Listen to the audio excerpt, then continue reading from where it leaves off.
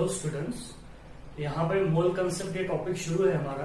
इससे पहले हमने मोल कंसेप्ट में जो मोल का रिलेशन क्वांटिटी के साथ देखा है, मोल का रिलेशन मास के साथ में देखा है, और इसके प्रीवियस लेक्चर में हमने मोल का रिलेशन वॉल्यूम के साथ में भी देखा है।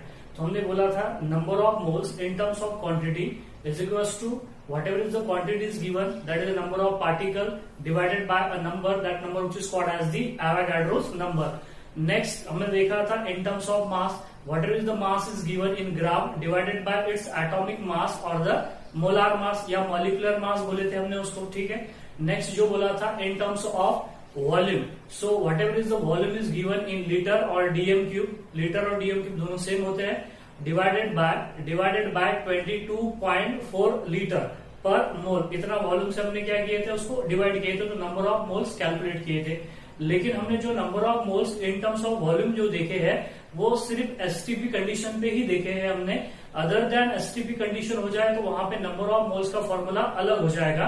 तो आज के लेक्चर में हम वही डिस्कस करने वाले हैं कि जिस प्रकार हमने देखा था कि number of moles in terms of volume at STP देखा था, लेकिन एसटीपी के अलावा अगर कंडीशन हो जाए तो नंबर ऑफ मोल्स का फॉर्मूला क्या होगा। तो आज वही देखने वाले, चलिए शुरू करते हैं। तो यहाँ पे देखिए आप, that is the gas mole relationship except STP condition. मैंने यहाँ पे लिखा है गैस मोल रिलेशनशिप एक्सेप्ट और रेदर देन एसटीपी कंडीशन। यहाँ पे ये जो वॉल्यूम से जो नंबर ऑफ मोल रिलेटेड है या वॉल्यूम का मास मोल से जो रिलेशन है वो सिर्फ किसके लिए अप्लीकेबल है, only for gas, not for solid और लिक्विड। लेकिन गैस के लिए तीनों भी फॉर्मूले हम अप्लाई कर सकते हैं। यहाँ पे समझिए आप बात को, हम गैस के लिए इन टर्म्स ऑफ क्वांटिटी भी इस्तेमाल कर सकते हैं, इन टर्म्स ऑफ वॉल्यूम भी इस्तेमाल कर सकते हैं, और इन टर्म्स ऑफ मास भी यूज कर सकते हैं। लेकिन सॉलिड और लिक्विड के लिए हम इन टर्म्स ऑफ वॉल्यूम नहीं इस्तेमाल कर सकते, ये बात आप ध्यान में रखिए। इसलिए मैंने यहाँ पे वॉल्यूम से जो रिलेटेड है वो लिखा है gas mole relationship except with condition, that is STP condition पे, क्योंकि हमको एसटीपी कंडीशन पे तो पता है number of moles is equal to volume in litre upon 22.4 litre per mole होता है। अब यहाँ पे समझिए कि क्या होता है एसटीपी, क्या होता है एनटीपी। हम बार बार बोले जा रहे हैं एसटीपी और एनटीपी, तो यहाँ पे ये बात को भी हम समझ लेते हैं कि एसटीपी और एनटीपी होता क्या है। तो देखिए एसटीपी का मतलब होता है standard temperature and pressure. Standard temperature and pressure, ऐसी कंडीशन में टेम्परेचर कितना होता है 273 केल्विन या 0 डिग्री सेल्सियस बोल सकते हो आप उसको, और प्रेशर कितना हो जाता है यहाँ पे 1 एटमॉस्फेयर। ये बात आपने ध्यान में रखनी है कि एसटीपी जो होती है वहां पे स्टैंडर्ड टेम्परेचर एंड प्रेशर, जो टेम्परेचर होता है वो होता है 273 केल्विन, मतलब 0 डिग्री सेल्सियस भी बोल सकते हो आप इसको। क्या बोल सकते हो, 0 डिग्री सेल्सियस, ठीक है। और प्रेशर कितना हो जाता है 1 एटमॉस्फेयर। नेक्स्ट समझिए यहाँ पे एनटीपी थोड़ा अलग होता है। एनटीपी होता है normal temperature and the pressure. Normal temperature and pressure, normal temperature और प्रेशर कितना होता है, टेम्परेचर कितना होता है 20 डिग्री सेल्सियस। 20 डिग्री सेल्सियस बोले 293 केल्विन, क्योंकि 20 डिग्री सेल्सियस का अगर हम किस में कन्वर्ट करेंगे, केल्विन में करेंगे, तो 273 में उसको ऐड करना पड़ेगा। जब डिग्री सेल्सियस का हमको किस में करना पड़ेगा, केल्विन में, तो उसमें 273 ऐड करते हैं, और केल्विन का डिग्री सेल्सियस में करते वक्त उसमें से 273 माइनस करते हैं, ठीक है। एक्चुअली 273.15 होता है एग्जैक्ट, लेकिन हम 273 लेके ही चलते हैं, ठीक है। नेक्स्ट देखिए यहाँ पे प्रेशर कितना होता है 1 एटमॉस्फेयर ही होता है, लेकिन टेम्परेचर 20 डिग्री सेल्सियस, यहाँ पे नहीं, यहाँ पे 0 डिग्री सेल्सियस होता है, ठीक है। और उसके अलावा भी देखिए मैंने आपको बोला था at STP volume of 1 mole of any gas is equal to कितना होता है 22.4 लीटर। ये बात ध्यान में रखिए आप, मैं बार बार बता रहा हूं आपको। At STP the volume of 1 mole of any gas, चाहे वो कोई भी गैस हो, चाहे 1 मोल ऑफ मिथेन हो, चाहे 1 मोल ऑफ इथेन हो, चाहे 1 mole of N2, 1 mole of CO2, 1 mole of N2O5, चाहे कोई भी गैस हो, उसका मोलर मास कितना भी हो, हमें उससे कुछ लेना देना नहीं। 1 मोल ऑफ हाइड्रोजन लेंगे, that is 2 gram of hydrogen का अगर हम वॉल्यूम देखेंगे, मोलर वॉल्यूम, तो कितना होगा 22.4 लीटर। अगर मैं 1 मोल ऑफ CO2 लेता हूं जिसका मोलर मास कितना होता है 44 ग्राम, तो 44 ग्राम अगर CO2 पे लेते हो तो उसका भी वॉल्यूम कितना हो जाएगा 22.4 लीटर ही हो जाएगा। कोई भी 1 मोल ऑफ गैस अगर लेते हो आप, चाहे उसका मास कितना भी ज्यादा रहने दो या कम रहने दो, उससे कोई फर्क नहीं पड़ने वाला। उसका जो मोलार वॉल्यूम है वो क्या रहेगा, 22.4 लीटर ही रहेगा। तो मैंने आपको बोला था एवोगाड्रोस हाइपोथेसिस, इक्वल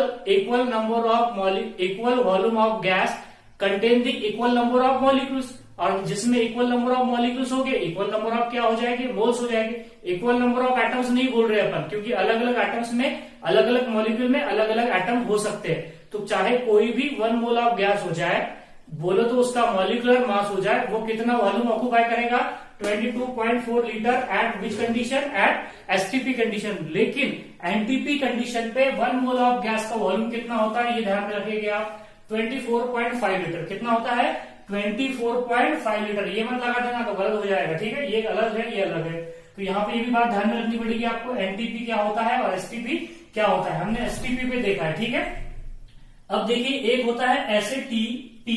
क्या होता है, एसएटीपी। इसको क्या बोलते हैं, standard ambient temperature and pressure. Standard ambient temperature and pressure. अब स्टैंडर्ड एम्बिएंट टेम्परेचर और प्रेशर में टेम्परेचर कितना होता है, 25 डिग्री सेल्सियस। प्रेशर को यहाँ पे वही लेके चल रहे हैं हम, 1 एटमॉस्फेयर। तो यहाँ पे एसएटीपी में टेम्परेचर जो होता है वो कितना होता है, 25 डिग्री सेल्सियस। ये 25 डिग्री सेल्सियस रूम टेम्परेचर होता है रूम टेम्परेचर। तो ये एसएटीपी को हम क्या बोल सकते हो, also called as the RTP, मतलब room temperature and pressure. Room temperature and pressure, ये भी हम इसको क्या बोल सकते हैं, एसएटीपी को बोल सकते हैं, ठीक है। नेक्स्ट लास्ट वन होता है एमएनटीपी। क्या होता है, एमएनटीपी। एमएनटीपी में क्या होता है, modified normal temperature and pressure. Modified normal temperature and pressure. अब यहाँ पे जो टेम्परेचर वो कितना है, 70 फ़ारेनहाइट, क्योंकि टेम्परेचर के 3 यूनिट्स है। एक है डिग्री सेल्सियस, दूसरा है केल्विन जो कि एसआई यूनिट है, और एक होता है फ़ारेनहाइट। तो डिग्री फ़ारेनहाइट में यहाँ पे टेम्परेचर कितना होता है, 70 फ़ारेनहाइट, डिग्री फ़ारेनहाइट। और प्रेशर कितना होता है यहाँ पे, दैट इज द 1 एटमॉस्फेयर। तो यहाँ पे कुछ टर्म्स थी, ये आपको ध्यान में रखना है यहाँ पे। अब चलिए आगे बढ़ते हैं, हमको देखना है that is the gas mole relation except STP condition. STP condition पे तो हमको पता है यहाँ पे n is equals to, these are the number of moles which is equal to volume of gas in liter upon 22.4 litre per mole होता है। लेकिन एसटीपी के अलावा अगर हो जाए तो फिर यहाँ पे हमको यूज करना पड़ता है। देखिए, अगर एसटीपी के अलावा अगर कंडीशन अगर हो जाए, सो दैट इज द, मैं फिर से लिख रहा हूं यहाँ पे, गैस मोल रिलेशन एक्सेप्ट, और विदाउट बोल सकते हैं एक्सेप्ट एसटीपी। एसटीपी के अलावा अगर हमको गैस मोल रिलेशनशिप देखना है तो हमको यूज करना पड़ता है, that is the by use the ideal gas equation. Which gas equation, ideal gas equation. हम यहाँ पे यूज करेंगे आइडियल गैस इक्वेशन। और आइडियल गैस इक्वेशन तो सबको पता होती है, आप 8, 9, 10 स्टैंडर्ड में पढ़े हो आप। So that is the PV is equal to क्या होता है, एनआरटी। ये जो गैस इक्वेशन है उसको क्या बोलते हो आप, that is the ideal gas equation. PV is equal to NRT. यहाँ पे आपको पता है कि ये जो पी है, ये पी क्या होता है, दैट इज द प्रेशर होता है। क्या होता है, प्रेशर। और ये किसमें होता है, pressure in atmosphere. Pressure in atmosphere. उस तरीके से यहाँ पे जो V है, V क्या होता है, that is the V is the volume. V is the volume in DM cube, या फिर क्या बोलोगे आप, लीटर में बोलोगे। उस तरीके से नंबर ऑफ N क्या है यहाँ पे, N is the number of moles. ये तो आपको पता ही है, नंबर ऑफ मोल्स। और यहाँ पे ये जो R है ये होता है, that is the universal gas constant. क्या होता है, यूनिवर्सल गैस कांस्टेंट। इसकी वैल्यू भी देखेंगे हम क्या होती है। तो अब यहाँ पे देखिए T जो होता है, T क्या होता है, दैट इज द टेम्परेचर। क्या होता है T, टेम्परेचर। इन किस में होता है टेम्परेचर, इन केल्विन। इन क्या होता है, केल्विन। तो ये जो इक्वेशंस है, that's a PV is equal to NRT. P is the pressure in atmosphere, V is the volume in litre, N is the number of moles, R is a universal gas constant and T is the temperature in kelvin. अब यहाँ पे ये जो R है, इसके जो units है और ये वैल्यू है, ये इस पे डिपेंड करती है। प्रेशर का यूनिट क्या है, टेम्परेचर का यूनिट क्या है, वॉल्यूम का यूनिट क्या है, और यहाँ पे नंबर ऑफ मोल्स का तो कोई यूनिट नहीं होगा, ठीक है। तो यहाँ पे क्योंकि नंबर ऑफ मोल्स खुद एक यूनिट है, दैट इज अ मोल्स हम बोलते हैं। तो अब यहाँ पे मुझे नंबर ऑफ मोल्स अगर निकालना है तो क्या हो जाएगा, नंबर ऑफ मोल्स का फॉर्मूला, ये सारी आरटी को उधर भेज दो, तो फिर क्या हो जाएगा, एन इज इक्वल टू क्या हो जाएगा, बोलिए, दैट इज पीवी अपॉन क्या हो जाएगा RT, PV upon RT. By this formula we can determine the number of moles, we can determine the number of moles. Number of moles यहां से हम क्या कर सकते हैं, निकाल सकते हैं। देखिए प्रेशर दिया जाएगा आपको, वॉल्यूम दिया जाएगा, टी दिया जाएगा और क्या दिया जाएगा, आर दिया जाएगा। We can determine the N, N is the number of moles, number of moles. आपको बातें समझ में आ रही है यहाँ पे।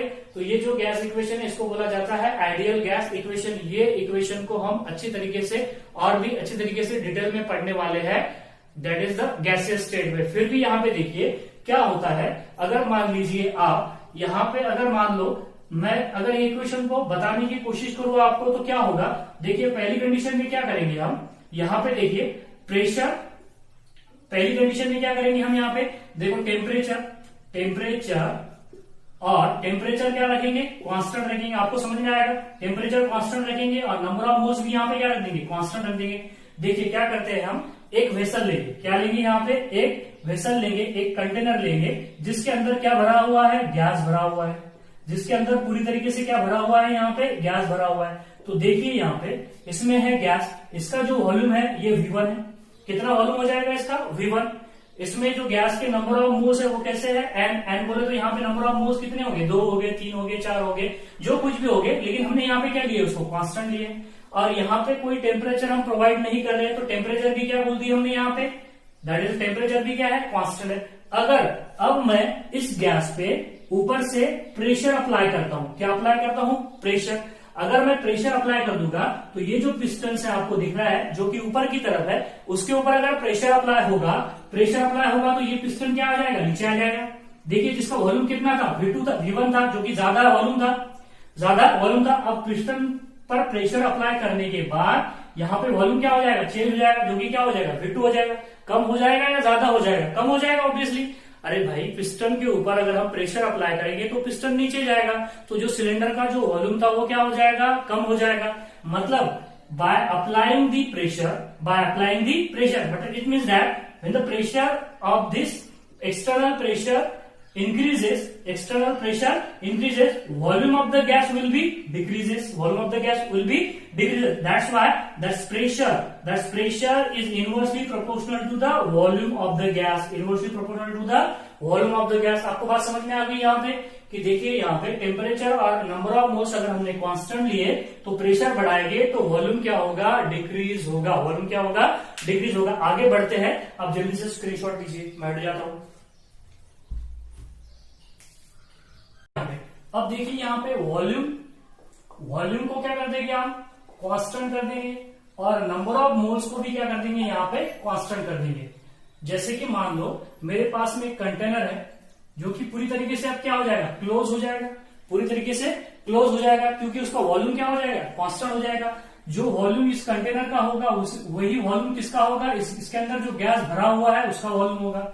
आपको बात समझ में आ रही है। अब क्या करने वाले हम, यहाँ पे हम बर्नर लेंगे, यहाँ पे क्या लेंगे, बर्नर पे इस तरीके से बर्नर लगा देंगे। बर्नर ऑन करने के बाद में इसको, इस सिस्टम को, इस कंटेनर को हम क्या देंगे, टेम्परेचर देंगे।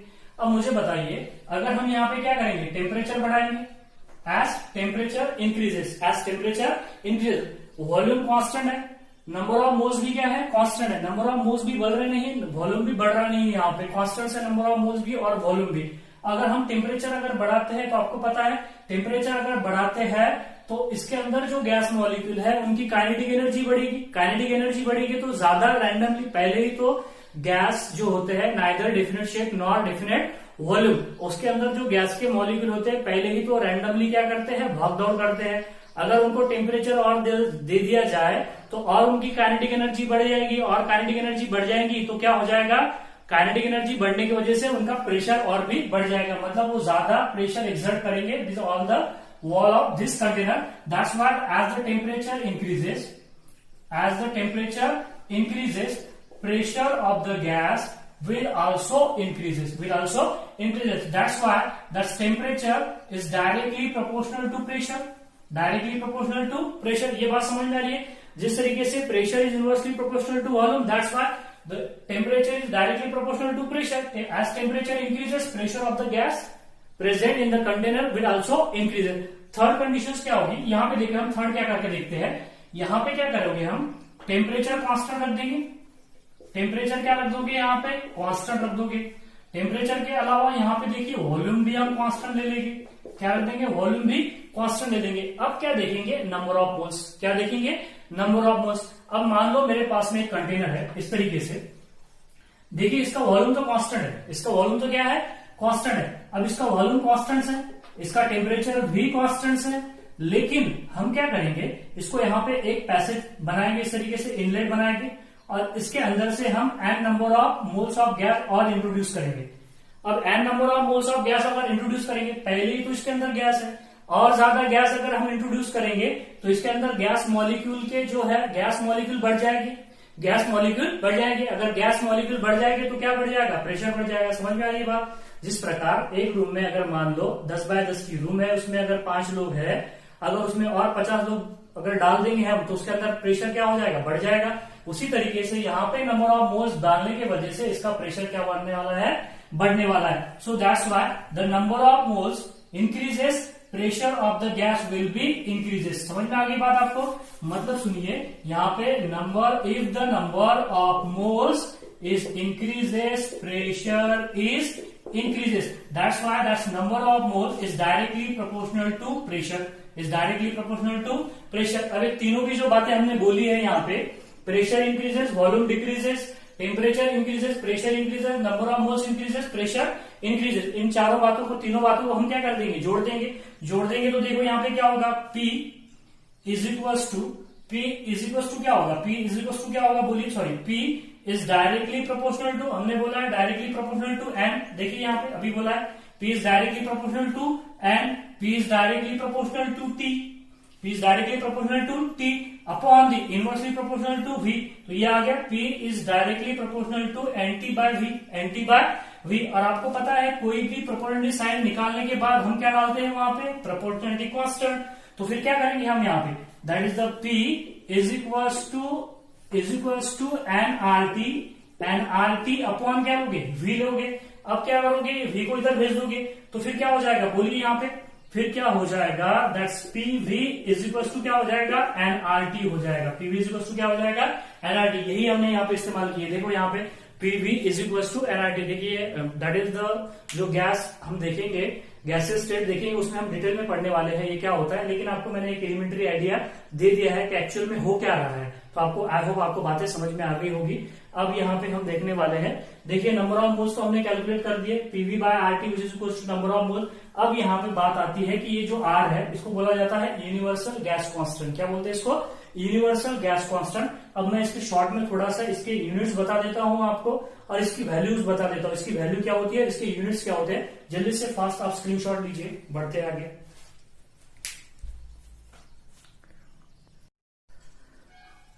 देखिए आगे बढ़ते हैं, हमको देखना है that is the units of R and its value. तो देखिए यहां पे यूनिट एंड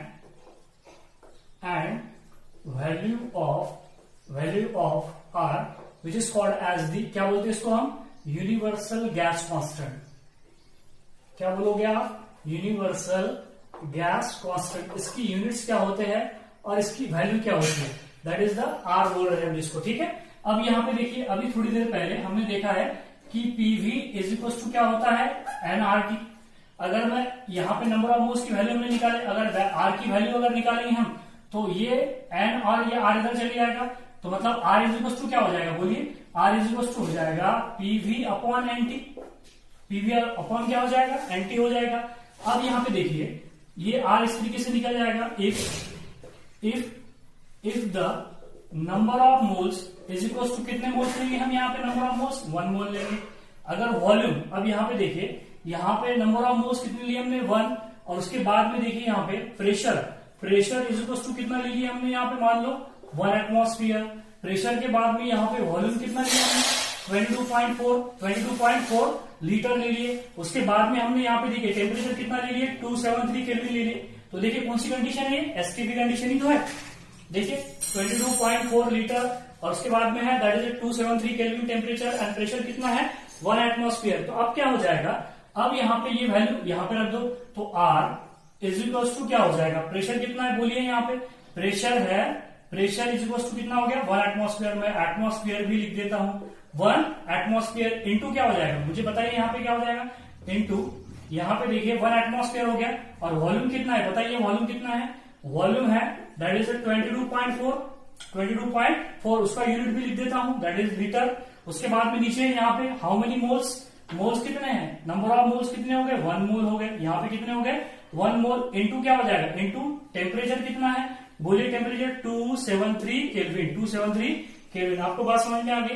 ये मल्टीप्लाई करेंगे हम तो क्या हो जाएगा, बोलिए यहाँ पे ऊपर आ जाएगा 22.4 अपॉन कितना हो जाएगा 22.4 अपॉन 273 अपॉन क्या हो जाएगा 273, यूनिट्स लिख दो, दैट ऊपर क्या आ जाएगा एटमॉस्फेयर इंटू क्या आ जाएगा एटमॉस्फेयर इंटू लीटर अपॉन क्या हो जाएगा, बोलिए मोल होगा इंटू क्या हो जाएगा केल्विन हो जाएगा, इंटू क्या हो जाएगा केल्विन। अगर आप इसको सॉल्व करोगे तो आंसर आएगा 0.0821 यूनिट्स क्या आएगी, बोलिए एटमॉस्फेयर इंटू क्या आएगा लीटर आएगा, एटमॉस्फेयर इंटू क्या आएगा यहाँ पे लीटर। उसके बाद में क्या आएगा, ये मोल को हम ऊपर ले लेंगे तो क्या हो जाएगा, बोलिए that is the mole inverse kelvin को ले लेंगे ऊपर तो केल्विन इनवर्स हो जाएगा।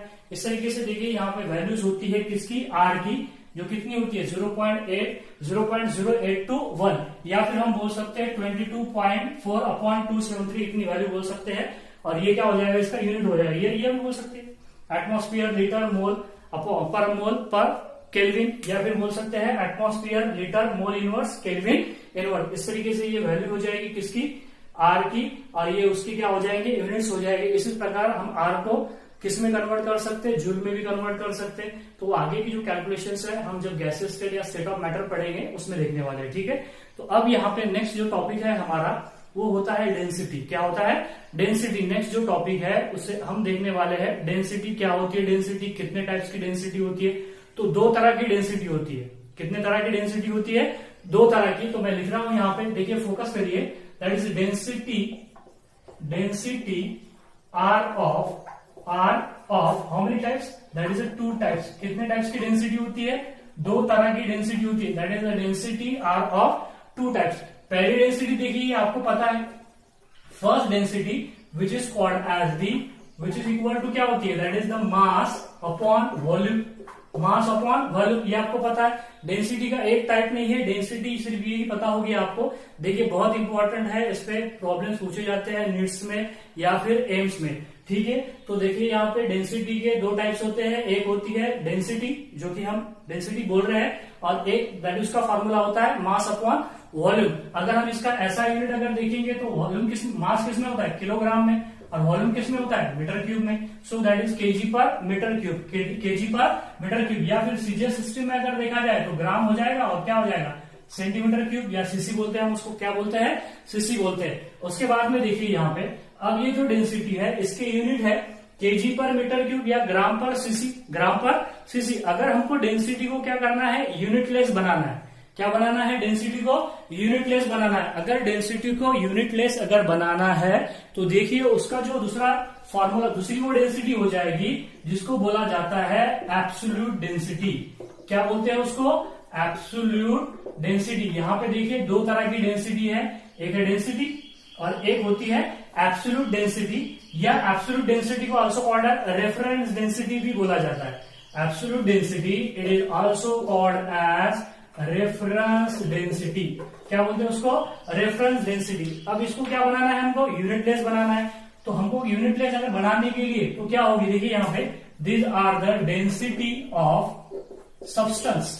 क्या करना पड़ेगा ऊपर, डेंसिटी ऑफ सब्सटेंस अपॉन क्या करना पड़ेगा, that is the density of reference upon the density of reference. देखो एब्सोल्यूट डेंसिटी कैसे निकालते हैं, उसको किसी रेफरेंस से क्या किया जाता है, डिवाइड किया जाता है। रेफरेंस हम हाइड्रोजन का ले सकते हैं, रेफरेंस हम मीथेन का ले सकते हैं, रेफरेंस हम मिथिल अल्कोहल का भी ले सकते हैं। यहाँ पे कोई भी वाटर का भी रेफरेंस लिया जा सकता है। डेंसिटी ऑफ वाटर देखिए यहाँ पे एब्सोल्यूट डेंसिटी तो आपको पता है मास upon volume, that is KG पर मीटर क्यूब और ग्राम पर सीसी। दूसरी जो डेंसिटी है उसको बोला जाता है absolute density, it is also called as the reference density. Reference density is a unitless density. अरे ऊपर भी डेंसिटी है नीचे भी डेंसिटी, तो क्या हो जाएगी, कैंसिल हो जाएगी। तो क्या आ जाएगी, यूनिटलेस आ जाएगी, क्योंकि इसका कोई यूनिट नहीं होगा। रेफरेंस चाहे आप जो भी लो, डेंसिटी ऑफ वाटर लो, डेंसिटी ऑफ हाइड्रोजन लो या डेंसिटी ऑफ मिथेन लो या डेंसिटी ऑफ O2 लो, कुछ भी ले सकते हैं आप यहाँ पे। तो देखिए ये जो एब्सोल्यूट डेंसिटी है या फिर रेफरेंस डेंसिटी है, इसके भी दो टाइप्स है। इसके कितने टाइप्स है? दो टाइप्स है। That's there are the two types of absolute density और द रेफरेंस डेंसिटी। यहाँ पे देखिए पहला जो टाइप्स है उसको बोलते हैं that is the specific gravity. क्या बोलते हैं? That is the specific gravity. पहली जो डेंसिटी है, एब्सोल्यूट डेंसिटी का पहला टाइप्स है स्पेसिफिक ग्रेविटी, और दूसरा जो डेंसिटी है वो है which is called as the vapour density, और हमको यही देखना है। That is the vapour density, मैं इसको VD बोलूंगा। That is vapour density. Vapour density, तो देखिए यहाँ पे एब्सोल्यूट डेंसिटी और रेफरेंस डेंसिटी के दो टाइप्स है। एक है स्पेसिफिक ग्रेविटी, ये स्पेसिफिक ग्रेविटी को is also called as relative density भी बोला जाता है। क्या बोलते हैं उसको? Relative density. अब क्या होती है रिलेटिव डेंसिटी? रिलेटिव डेंसिटी देखिए, रिलेटिव डेंसिटी जनरली हम किसकी निकालते हैं? सॉलिड और लिक्विड की। सॉलिड और लिक्विड की। अगर मुझे सॉलिड और लिक्विड की डेंसिटी निकालनी है तो क्या हो जाएगी? स्पेसिफिक ग्रेविटी लेंगे उसकी, या फिर क्या लेंगे? रिलेटिव डेंसिटी लेंगे। ठीक है, अगर सॉलिड और लिक्विड के लिए बोला जाए तो उसकी क्या होगी? रिलेटिव डेंसिटी होगी, या फिर क्या होगी? Specific gravity. दोनों सेम ही है, रिलेटिव हो या that is the specific gravity. अब रिलेटिव डेंसिटी और स्पेसिफिक ग्रेविटी का फॉर्मूला क्या है? स्पेसिफिक ग्रेविटी, अब उसका फॉर्मूला है स्पेसिफिक ग्रेविटी का which is equal to density, which is equal to क्या है? Density of substance, density upon density of substance upon density of water upon the density of water. देखिए यहाँ पे ये जो एब्सोल्यूट डेंसिटी है या फिर रेफरेंस डेंसिटी है, इसका फॉर्मूला है density of substance upon density of reference, जिसका इसके यहाँ पे रेफरेंस लोगे आप। तो यहाँ पे दो टाइप्स की रेफरेंस डेंसिटी है, एक है स्पेसिफिक ग्रेविटी जिसको हम बोलते हैं रिलेटिव डेंसिटी, और दूसरी होती है वेपर डेंसिटी। वेपर डेंसिटी देखेंगे बाद में हम। अब यहाँ पे देखिए, अगर मुझे सॉलिड और लिक्विड की देखना है तो हम उसकी स्पेसिफिक ग्रेविटी देखते हैं, और स्पेसिफिक ग्रेविटी का फॉर्मूला है density of substance upon density of water, और वाटर की डेंसिटी 4 डिग्री सेल्सियस पे कितनी होती है? 1 ग्राम पर सीसी। कितनी होती है? 1 ग्राम पर सीसी। इसका क्या मतलब है? इसका यूनिट, स्पेसिफिक ग्रेविटी का यूनिट भी क्या आ जाएगा? क्या आ जाएगा यहाँ पे? ग्राम पर सीसी आ जाएगा। ग्राम पर सीसी मतलब ये स्पेसिफिक डेंसिटी का क्या हो जाएगा?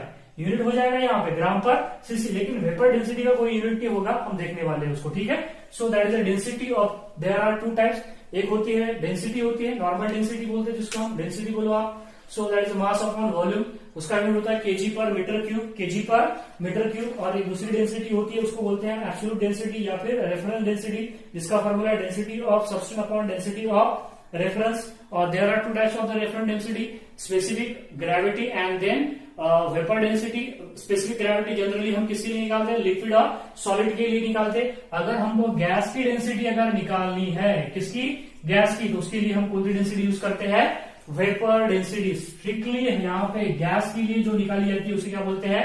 Vapour density. और स्पेसिफिक ग्रेविटी का formula density of substance upon density of reference which is called as the water. Oxygen भी ले सकते हैं आप, यहाँ पे कुछ भी ले सकते हैं, लेकिन यहाँ पे वाटर दिया है, वाटर के रेफरेंस में निकालते हैं यहाँ पे।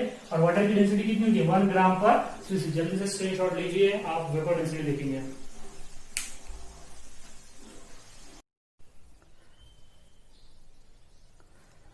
तो अब यहाँ पे नेक्स्ट आती है relative, sorry that is the relative density के बाद में नेक्स्ट जो डेंसिटी है वेपर डेंसिटी। तो क्या होता है वेपर डेंसिटी? समझिए यहाँ पे, फोकस कीजिए, ये बहुत इंपॉर्टेंट है।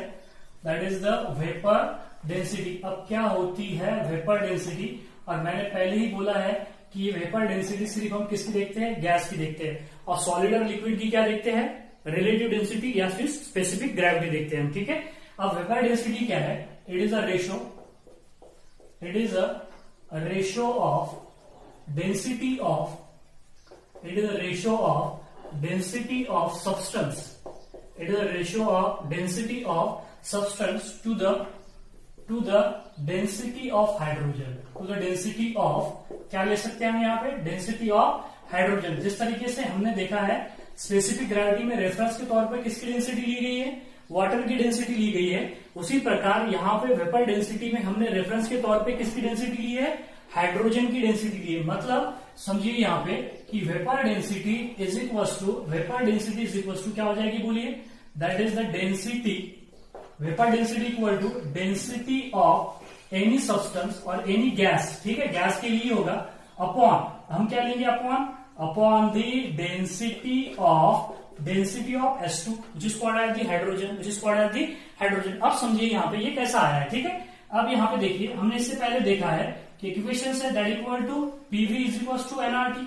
अभी देखा है that gas equation which is called as the ideal gas equation. अगर मैं यहाँ पे नंबर ऑफ मोल्स के जगह पे given weight upon molecular weight लूं तो फिर क्या हो जाएगा, बोलिए। PV is equal to given weight बोल दो, मास बोल सकते हो आप, given weight upon the molecular weight into क्या हो जाएगा, इनटू हो जाएगा RT, इनटू क्या हो जाएगा RT। M को इधर भेज दो, V को इधर भेज दो, तो क्या हो जाएगा, बोलिए PM which is equal to क्या हो जाएगा, given weight upon that is given weight upon the volume into क्या हो जाएगा RT हो जाएगा। देखिए P is the pressure, M is the molar mass and is the mass of substance और mass of gas given this are the. और मुझे बताइए मास अपॉन वॉल्यूम क्या होता है, डेंसिटी होता है। मास अपॉन वॉल्यूम क्या होता है, डेंसिटी। हम आगे बढ़ते हैं यहाँ पे। So that is the PM is equal to क्या हो जाएगा, DRT हो जाएगा। PM इज इक्वल टू क्या हो जाएगा यहाँ पे, DRT। ये कैसा है आपको समझ में आ गया। तो डेंसिटी इज इक्वल टू क्या होगा, PM अपॉन RT। तो density is equal to PM upon क्या हो जाएगा, बोलिए PM अपॉन क्या हो जाएगा RT। समझ में आ गया ये कहां से आया, PM अपॉन RT। ये आइडियल गैस इक्वेशन से, आइडियल गैस इक्वेशन से। अब समझिए यहाँ पे मैं क्या करता हूं, यहाँ पे क्या करते हैं हम, यहाँ पे PM is equal to DRT, PM is equal to DRT। कोई भी सब्सटेंस की, हम एक सब्सटेंस की क्या लेते हैं, कोई भी सब्सटेंस है जिसकी हमको डेंसिटी निकालनी है, ठीक है। सो PM is the molar mass of substance, D is the density of that substance. मान लो इक्वेशन ये 1 है, किसके रेफरेंस में निकालनी है हमको, हाइड्रोजन के रेफरेंस में निकालनी है। तो these are the molar mass किसका लेना पड़ेगा, हाइड्रोजन का ही तो लेना पड़ेगा। इज इक्वल टू क्या हो जाएगा, डेंसिटी ऑफ हाइड्रोजन इनटू क्या हो जाएगा RT। ये इक्वेशन क्या हो जाएगा, 2 हो जाएगा। अब क्या करो, 1 को 2 से डिवाइड कर दो, 1 को 2 से क्या कर दो, डिवाइड कर दो। डिवाइड कर देंगे तो आपको देखिए यहाँ पे डिवाइड कर देंगे हम, तो ये PP क्या हो जाएगा, कैंसिल हो जाएगा। ये RT क्या हो जाएगा, कैंसिल हो जाएगा। देखिए यहाँ पे तो मतलब DS यहाँ पे क्या हो जाएगा, बोलिए MS upon MH2 is equal to क्या हो जाएगा, DS अपॉन DS2 हो जाएगा। देखिए यहाँ पे मतलब समझिए, यहाँ पे क्या हो जाएगा, molar mass of substance upon the molar mass of hydrogen is equal to क्या हो जाएगा, बोलिए density of substance upon the density of hydrogen. और आपको पता है, देखिए density of substance upon density of hydrogen को क्या बोलते हैं, वेपर डेंसिटी। तो हम क्या लिख सकते हैं, vapour density is equal to molar mass. क्या बोल सकते हैं इसको, मोलार मास। देखिए ना यहाँ पे ये MS क्या है, that is the molar mass. मैं ऐसा लिख दूंगी ना, that is the molar mass of substance upon the molar mass of hydrogen. Molar mass of hydrogen मतलब समझिए vapour density is equal to molar mass of किसका मोलार मास, सब्सटेंस का molar mass upon the molar mass